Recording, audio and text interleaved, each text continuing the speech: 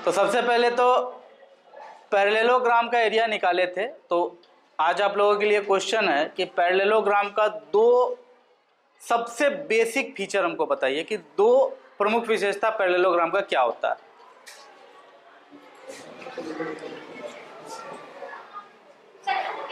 आमने सामने की लाइन कभी अपने आप को काटती है। आमने सामने की लाइन कभी एक दूसरे को काटती नहीं। तो ये आपका पैरेललोग्राम है, यानी कि समांतर चतुर्भुज, इसी को पैरेललोग्राम कहा जाता है। ठीक है, समांतर चतुर्भुज पैरेललोग्राम। ठीक, आपने कहा कि इसकी विशेषता होती है कि आमने सामने की भुजा कभी भी एक दूसरे को काटती नहीं है। तो याद रखना, जो भी दो रेखाएं दुनिया में ऐसी कोई भी दो रेखाएं जो एक दूसरे को कभी नहीं काटती है उसको कहा जाता है समांतर रेखाएं। तो आपने जो कहा बिल्कुल सही कहा। आपने क्या कहा कि आमने यानी समांतर चतुर्भुज की आमने सामने की भुजाएं एक दूसरे को नहीं काटती हैं, कभी नहीं काटती हैं। ये आपने सही कहा। इसी को एक नाम दिया गया है। ठीक है, क्या नाम है इसका? समांतर रेखाएं। यानी कि सर ऐसा चतुर्भुज जिसमें आमने सामने की भुजाएं समांतर होती हैं, आप ये कह सकते थे। अरे ये बात समझ। तो जैसे हमेशा आप तो ऐसा नहीं बोल सकते हैं कि जैसे हम हमेशा कह सकते हैं कि मुझसे कोई पूछे कि तुम कौन हो, तो मैं हमेशा तो नहीं कह सकता ना कि मैं अररिया में रहने वाला एक टीचर हूँ, सिटीजन हूँ, ऐसा तो नहीं कह सकता हूँ। पहले तो मैं कहूँगा ना कि मैं अमित हूँ, उसके बाद में फिर मेरा विशेषता। तो उसी तरह से दो रेखाएं अगर एक दूसरे को नहीं काटती हैं तो उनको कहा जाता है समांतर रेखाएं। तो आप कह सकते थे कि समांतर चतुर्भुज का सबसे पहला विशेषता है कि उसकी आमने सामने की भुजाएं समांतर होती हैं। कोई दिक्कत? बोर्ड देखने में कोई दिक्कत हो रहा है क्या? ठीक है, तो जाहिर सी बात है समांतर चतुर्भुज में चार भुजा होती है, तो दो भुजा ये है, तो दो भुजा और होगा जो कि आपस में समांतर होगा। क्या? तो थोड़ा और आगे बढ़ा लेते हैं और फिर इसके एकदम समांतर खींचेंगे। ये और ये समांतर है, यानी कि ये रेखा इसके समांतर है, यानी ये और ये कभी नहीं एक दूसरे को काटेगा। जैसे रेल के पटरियों की दो लोहा होता है, दो लाइन होता है रेल का पटरियों का। जैसे कि खंभे से जो तार गुजरता है, बिजली का तार, जब नंगा तार गुजरता है बिजली का, अब तो खैर कॉइल होया हुआ आता है, पिछले क्लास में भी बोले थे ये बात कि जो बिजली का तार गुजरता है, एक ठंडा एक गर्म एक अर्थिंग बीच में, तो वो तीनों एक दूसरे को कभी भी नहीं टच कर सकता है। उसका अरेंजमेंट कुछ इस तरह से होता है। क्या आपने देखा है? क्या आपको लगता है वो कभी भी एक दूसरे को काट पाएंगे? तो वो सारे जो तार हैं उसको आप कह सकते हैं कि वो समांतर रेखा पर रखे हैं। ठीक है, समांतर रेखाओं के बीच की और क्या विशेषता होती है? कभी भी एक दूसरे को काटेगा नहीं। दूसरी बात यह है उसकी विशेषता कि कोई भी समांतर रेखा के बीच में लंबवत दूरी हमेशा बराबर होता है, कभी भी अलग अलग नहीं हो सकता है। अगर मान लो एक सीधा रेखा है, एकदम सीधा, ठीक है, और दूसरा भी बिल्कुल सीधा है और दोनों एक दूसरे के समांतर है, ठीक है, और एकदम इधर भी 90 डिग्री का बने, इधर भी 90 डिग्री का कोण बने, ऐसा एक रस्सी लेके दोनों को जोड़े हैं और मान लो कि ये रस्सी 1 मीटर का है। मान लो कि ये रस्सी 1 मीटर का है, रस्सी है या फिर डंडा है या बांस है, जो भी है वो क्या है, 1 मीटर का है मान लेते हैं। तो याद रखना कि अगर ये L1 रेखा और L2 रेखा ये दोनों आपस में अगर समांतर हैं तो ये रस्सी, पहला वाला जो रस्सी है ये भी 1 मीटर का होगा, दूसरा वाला रस्सी ये भी 1 मीटर का होगा, तीसरा वाला रस्सी ये भी 1 मीटर का होगा। रस्सी का नाम है ये 1 2 3 4, ठीक है ना। लेकिन हर एक रस्सी 1 मीटर का ही होगा। अगर पहला वाला 1 मीटर है तो सब 1 मीटर होगा। शर्त यही है कि यहाँ भी 90 का कोण बने, यहाँ भी 90 का कोण बने। हर एक में दोनों रेखा के साथ 90 डिग्री का कोण बनाते हुए अगर कोई डंडा या रस्सी तुम एक से दूसरे को मिलाते हो तो वो दूरी हमेशा बराबर होती है। यानी कि सरल भाषा में इसको कहते हैं कि दो समांतर रेखाओं के बीच की लंबवत दूरी हमेशा बराबर होती है। दो समांतर रेखाओं के बीच की लंबवत दूरी हमेशा बराबर होती है। कोई दिक्कत? सबको समझ में आ रहा है अच्छे से? ठीक है, इसमें जैसे और बढ़ा भी सकते हो, जितना भी बढ़ाओगे, अनगिनत बार भी गिनोगे, हर बार 1 मीटर ही आएगा। ठीक है, यही तो खासियत है समांतर रेखा की, कि हमेशा डिस्टेंस बराबर होगा। अगर यहीं पर देखो थोड़ा सा ट्विस्ट और भी है समझने का या समझाने का। सर क्यों नहीं घट बढ़ सकता है? देखो, अगर रेखा हल्का सा भी तिरछा रहा ना, हल्का सा भी तिरछा रहा, तो फिर दूरी देखो क्या होगा, घटने लगेगा। यहाँ 2 मीटर है, पता चलेगा यहाँ आते 1.5 मीटर हो गया। ठीक है, तो ये इस बात का परिचायक होता है, ये इस बात का इशारा करता है कि आगे चल के कभी ना कभी ये दोनों के बीच, ये रेखा और ये रेखा के बीच की दूरी कभी ना कभी आगे कितना हो जाएगा? 0। घट रहा है ना, 2 से 1.5 हुआ है, तो 1.5 से घटते घटते लास्ट में कभी 0 हो सकता है, और जिस समय 0 होगा ये इसको कट कर देगा। तो फिर पैरेलल कहाँ से हुआ? पैरेलल लाइन का तो यही शर्त है ना कि दोनों कभी भी एक दूसरे को नहीं काटेगा, है ना? तो कभी भी नहीं काटेगा किस आधार पे? जब दोनों के बीच की दूरी हमेशा बराबर हो। जैसे कि नहर होता है, नहर होता है ना, नहर के 2 किनारे होते हैं, साथ साथ चलते हैं कभी भी, लेकिन मिलते नहीं हैं, कभी नहीं मिल सकते हैं। जिस दिन मिल जाएंगे उस दिन उस जगह पे नहर का डेफिनेशन खत्म। आई बात समझ में? तो वही चीज है, लाइफ भी वैसा ही है। ठीक है, काम और आराम दोनों साथ साथ चलना चाहिए। जिस दिन आराम ज्यादा हो जाएगा उस दिन भी लाइफ खत्म है, जिस दिन काम भी आराम से ज्यादा हो जाएगा उस दिन भी लाइफ खत्म है। बहुत गहरा बात है ये, भविष्य में कभी तुम इसका मीनिंग निकालते रहना। अभी तो इतना बच्चा हो कि मीनिंग भी नहीं निकाल पाओगे, या बहुत लोग है भी इसमें बहुत मैच्योर सब। चलो ठीक है, तो इस तरह का एक समांतर चतुर्भुज माने थे, याद है कुछ? अब इसमें क्या करें आप ही बताइए।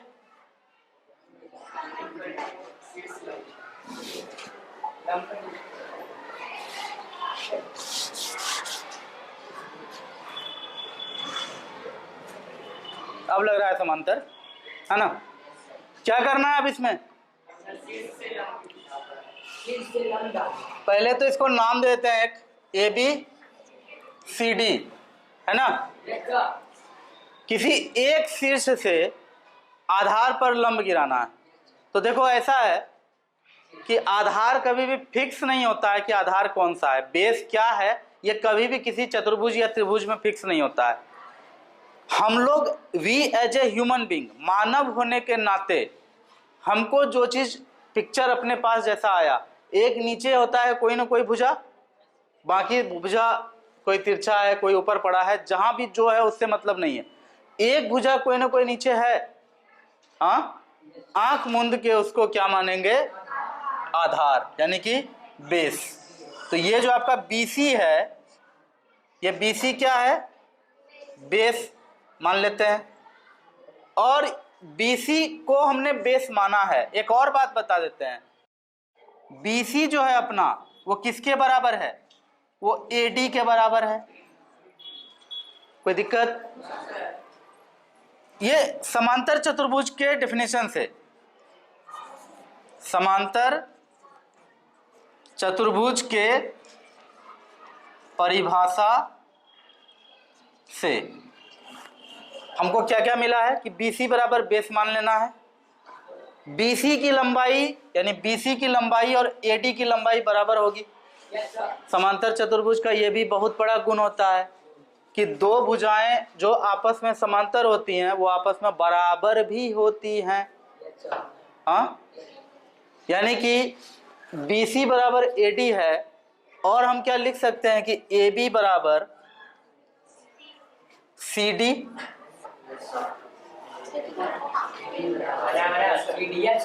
लिख सकते हैं क्या? क्योंकि ये और ये समांतर है, लिख सकते हैं ना ऐसे? ठीक है, बहुत अच्छी बात है, बोल रहे हो लिख सकते हैं। एक और बात बता देते हैं समांतर चतुर्भुज का, आमने सामने का कोण बराबर होता है, यानी कि ये कोण और ये कोण बराबर है। ऐसे दिखने से भी लगता है कि ये भी 90 डिग्री से कम कोण है, ये भी 90 डिग्री से कम ही कोण है। 90 तो इसका ऐसे सीधा खींचेंगे तब ना होगा। अच्छा, ये भी 90 से ज्यादा है, ये भी 90 से ज्यादा है, तो ये कोण और ये कोण आपस में बराबर होता है। ठीक है, तो इस बात को भी हम यहाँ लिख देते हैं कि एंगल ए बराबर एंगल सी और एंगल बी बराबर एंगल डी। कोई दिक्कत नहीं ना? इतनी सारी बातें आपको समांतर चतुर्भुज में, जो सेकेंड या थर्ड चैप्टर था अपना चतुर्भुज के प्रकार, उसमें समांतर चतुर्भुज जैसा कोई टॉपिक आया था, इतनी बातें उसी समय पढ़ा दिया गया था। ठीक है, याद है वो पेड़ के नीचे बैठा करके पढ़ा रहे थे, सबको खड़ा कर करके, भूल गया? तो ये सारा बात दोबारा हमको बताने की जरूरत नहीं थी, लेकिन किसी से कुछ पूछो तो कोई बताता भी तो नहीं है, इसलिए बताना पड़ा। अब देखो यहाँ ए बी सी डी हो गया था। अब क्या है कि कोई भी फॉर्मूला निकालने के लिए या कोई बात प्रूव करने के लिए मैथमेटिक्स में एक काम होता है जिसको कहते हैं रचना, यानी कंस्ट्रक्शन। ये हम लोग करते हैं, ये तरीका है मैथ का, और आपको धीरे धीरे इसके साथ कंपेटिबल होना पड़ेगा, आपको खुद यूज करना पड़ेगा इसका। तो यहाँ हम कर रहे हैं, आप देखिए कि हम क्या क्या कर रहे हैं। आप ज्योमेट्री में कहीं भी कोई लाइन ड्रॉ कर सकते हैं, बस ज्योमेट्री का कोई नियम टूटना नहीं चाहिए। ठीक है ना? फॉर एग्जाम्पल, हमने अगर लिखा कि ए से BC पर लंब AE डाला, ए से BC पर AE लंब BC डाला, AE लंब BC डाला, कोई दिक्कत है इसमें? ए से BC पर AE लंब BC डाला, ठीक है। अब आगे देखना इसमें क्या हुआ, ठीक है, दिख रहा है? साथ साथ एक और रचना करेंगे, डी से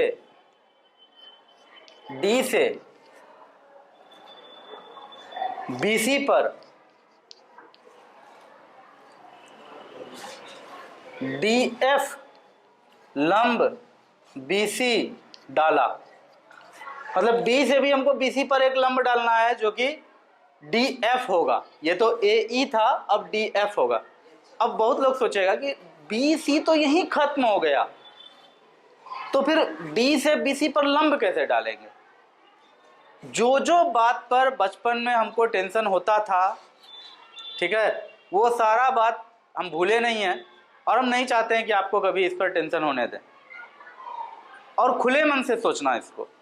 देखो, BC क्या है? अपने आप में रेखाखंड है, ठीक है, लेकिन रेखा तो अनंत होता है, वो अनंत से अनंत तक जाता है ना? उसमें से दो बिंदु का आपने तय कर दिया कि यहां से यहां तक BC है। BC रेखाखंड सीमित हो सकता है, लेकिन BC रेखा अनंत है, इसकी कोई सीमा नहीं है। इसलिए जब हमें D से BC पर लंब डालना है तो हम लोग क्या करते हैं कि BC को थोड़ा आगे एक्सटेंड करते हैं, और ये करने का छूट है आपको, ठीक है, ये आप कर सकते हैं, ये किया जाता है, इसमें कंफ्यूज होने वाली कोई बात ही नहीं है। ठीक है, मतलब देखो, ऐसा है कि मुझे भी अगर इस तरह से कोई बता देता तो मैं इतना ज़्यादा टेंशन में नहीं रहता, लेकिन तभी टेंशन हुआ, बहुत दिनों तक रहा, तो इसलिए कोशिश कर रहे हैं कि आपको नहीं हो। तो बहुत लोगों को ऐसा टेंशन होता है कि ये यहीं खत्म हो रहा है तो आगे क्या करेंगे, तो आगे बढ़ाया जाता है। यहां से इधर BC पर कहीं भी ऐसा एंगल नहीं बन सकता कि यहां से खींचे और यहां 90 डिग्री का कोण बन जाए, ऐसा हो सकता है? 90 डिग्री का कोण तो केवल इसी शर्त पे बन सकता है जो इस तरह से हो, यहां 90 का कोण बनेगा, है ना? तो ये इस तरह से ऐसे डाले हैं लंब और इसको नाम देंगे यहाँ F। और एकदम मत घबराना, ये BC ही है, बस इसको एक्सटेंड किया गया है F तक, और ये किया जाता है ज्योमेट्री में, ठीक है? किस आधार पे? ये सोच करके कि लाइन सेगमेंट यानी रेखाखंड सीमित होता है लेकिन रेखा अनंत है, ठीक है? तो BC से जुड़ा हुआ रेखा पर हमने लंब डाला है, तो BC रेखाखंड तो C पर खत्म होता है, लेकिन रेखा अगर बोल देंगे BC तब तो फिर ये रेखा कभी खत्म नहीं होने वाला है। आई बात समझ में? इस कॉन्सेप्ट का यूज करके थोड़ा सा आप अपने दिल को समझा सकते हैं कि ऐसा होता है। कहीं कोई दिक्कत है आपको? नहीं ना? अब जब दिक्कत नहीं है तो काम आगे बढ़ा दो। फिर इसमें क्या किए थे, जब इतना काम हो गया था अपना, तो हमने कहा था कि त्रिभुज ABE, अबे, और त्रिभुज क्या था? ABE बोले हैं तो DCF बोलना पड़ेगा। याद रखना, त्रिभुज जब भी लेते हो ना, ऐसे कोई जरूरी नहीं है, लेकिन थोड़ा सा जो होता है ना गुड़ मंत्र, वो सब भी जान लो। कभी भी त्रिभुज कहीं पर दो ठो लो तो ध्यान रखना एक बात का, ऑर्डर में देखना। दो त्रिभुज अगर समान दिखेगा ना, वो दिखने से ही पता चल जाता है। तो देखो ABE अगर ले रहे हो पहला वाला में, तो दूसरा वाला में भी वही ऑर्डर रखना, CDCF, ऐसा मत कर देना DFC। करोगे गलत नहीं होगा, लेकिन परेशानी में पड़ोगे, ठीक है?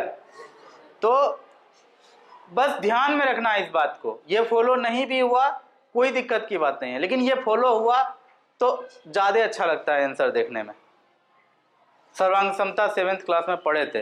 ये और बात है कि सब खा पी के बैठ गए हो, ठीक है? पढ़े थे, 7th में था सर्वांग समता, समरूपता था।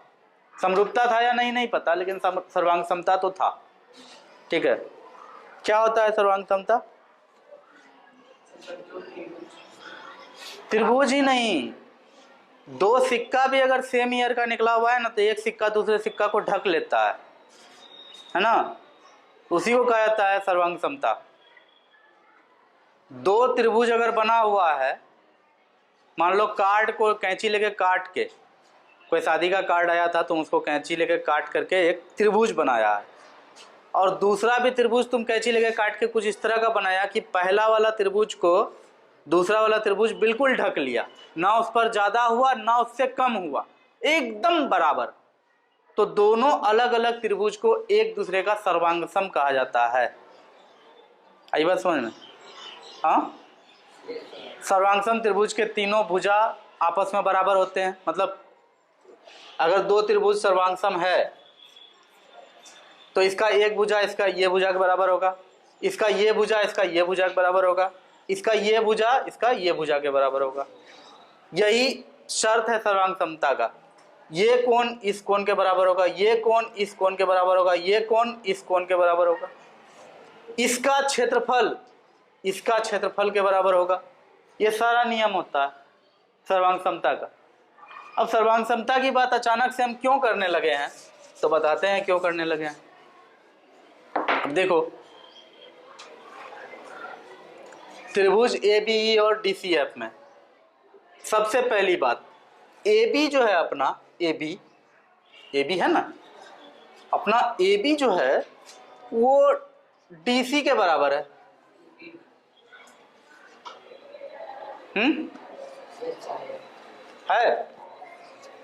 है क्या?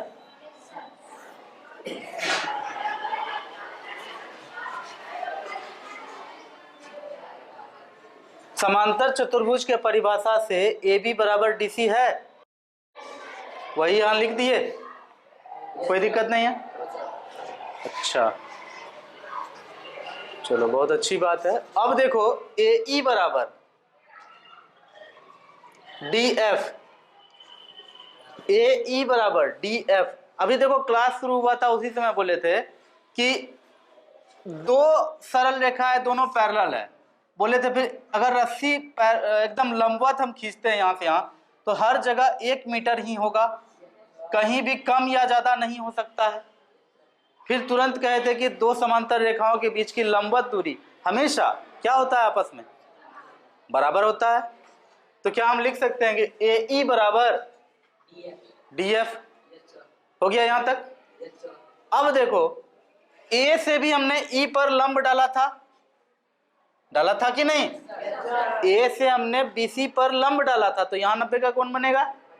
और यहाँ भी D से BC पर लंब डाला था DF, तो यहाँ भी 90 का कोण बनेगा। तो क्या हम लिख सकते हैं एंगल AEB बराबर एंगल DFC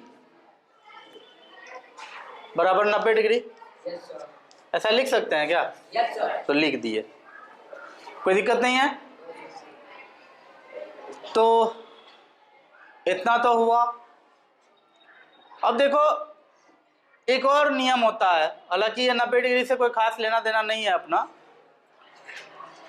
एक और नियम होता है कि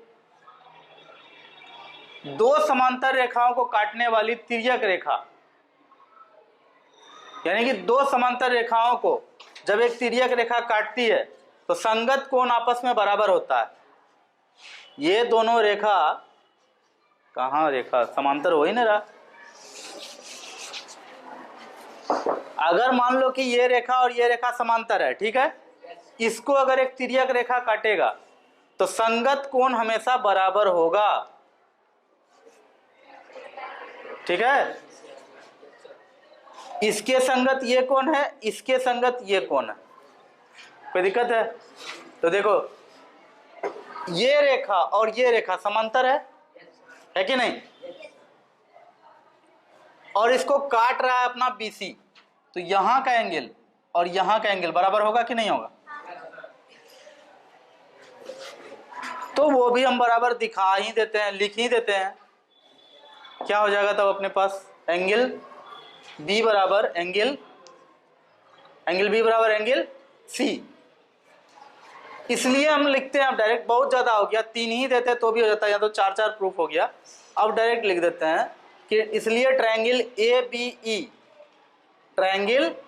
ABE सर्वांगसम है किसके? ट्रायंगल DCF के। ये लिखने के पीछे क्या तुक है? ये लिखने के पीछे तुक ये है कि एरिया यानी क्षेत्रफल, एरिया ऑफ ट्रायंगल ABE बराबर होगा एरिया ऑफ ट्रायंगल DCF। कोई दिक्कत है? ये अपने पास प्रूफ होकर के आ गया। इस प्रूफ का फायदा उठाएंगे। मैथमेटिक्स में बहुत फायदा उठाया जाता है। कोई एक बात कहीं हो गया है छोटा सा, उसको बढ़िया से सोच के रखा जाता है, अच्छा ये ठीक है, इसको बाद में यूज करेंगे। जैसे यहाँ पे सोच लिए थे AB बराबर CD, तो देखो उसको यूज किया ना यहाँ पर, ठीक है। तो शुरू में एक तो बात बता रहे थे ना कि ऐसे सीढ़ी बना करके कि बराबर होगा, डिस्टेंस बराबर होगा, देखो आगे यहाँ यूज किए कि AE बराबर DF। हर एक छोटा छोटा कंसेप्ट को याद रखा जाता है और बाद में समय पड़ने पर उसका यूज किया जाता है, ठीक है। इसलिए जो आदमी मैथ में बहुत अच्छा है वो झगड़ा बहुत अच्छा कर लेगा। तुम उस दिन ये बात बोला था, तुम्हारे बात के अनुसार ये हिपोक्रेसी दिखाता है लोग सब। खैर अब पता नहीं मैथ वाला लोग झगड़ा में अच्छा होगा कि नहीं होगा। यहाँ देखो, अब देखो यहाँ हम लोग क्या करेंगे, हम लोग को निकालना है एरिया किस चीज का। अलग कलर का चौक होता तो कितना मजा आता। ये जो चतुर्भुज है इसका हमें एरिया निकालना है, कोई दिक्कत? इस जगह का यानी कि ये कितना स्थान छेके हुए है, ये कितना सतह छेके हुए, यही हमें निकालना है, कोई दिक्कत है? इसमें से ये अगर हम काट के निकाल देते हैं तो यहाँ भी 90 का कोण बन गया, यहाँ भी 90 का कोण तब बन जाएगा। क्यों? क्योंकि ये पैरेलल है इसका, ये BC जो है वो AD के पैरेलल है। अगर ये रेखा इसके साथ 90 बनाया तो इसके साथ भी 90 बनाएगा। कोई दिक्कत? इसको अगर तुम काट के हटाते हो तो यहाँ दोनों 90 हो जाता है। और अगर हम DCF ट्रायंगल को इसमें जोड़ के सोचते हैं तो अब ये एक आयत जैसा दिख रहा है तुमको, क्योंकि यहाँ भी 90 हो गया और यहाँ भी 90 हो गया, तो ये अपने आप में एक आयत बन गया। अब देखो, चतुर्भुज ABCD का क्षेत्रफल बराबर होगा आयत भी चतुर्भुज ही होता है, आयत AEFD का, आयत AEFD का क्षेत्रफल। हमेशा इस बात को याद रखना, चतुर्भुज ABCD, ये ट्रायंगल कटा तो ये ट्रायंगल लाके जोड़े, इसमें आयत बन गया। और पहले ही हमने प्रूव कर दिया है कि ट्रायंगल जो है आपका ABE, यानी ये वाला ट्रायंगल, इसका जो एरिया है वो एग्जैक्टली बराबर है इसके एरिया के, है ना। तो हमने इसमें क्या किया, इस चतुर्भुज में इतना तो काट के हटा दिया और इतना ही लाके इधर जोड़ दिया। इससे क्या फायदा हुआ, ये बन गया आयत। ये क्या बन गया? आयत। और आयत का क्षेत्रफल हम लोग पहले से जानते हैं क्या होता है, लेंथ गुना ब्रेड्थ, लंबाई गुना चौड़ाई। तो चतुर्भुज ABCD का क्षेत्रफल हो गया आपका आयत AEFD का क्षेत्रफल, और आयत का क्षेत्रफल होता है लंबाई गुना चौड़ाई। अगर आप लंबाई को आधार मानते हैं, आधार किसको कहेंगे?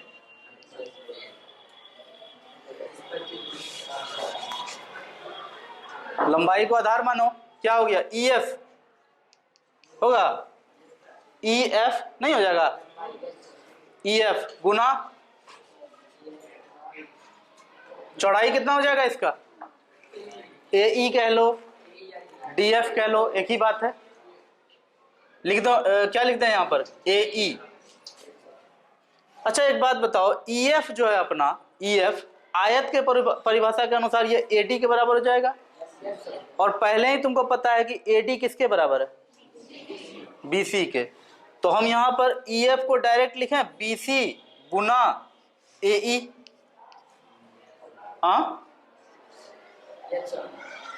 हमने EF लिखा है, ये जो आयत है अपने पास, इसका लंबाई क्या है? EF।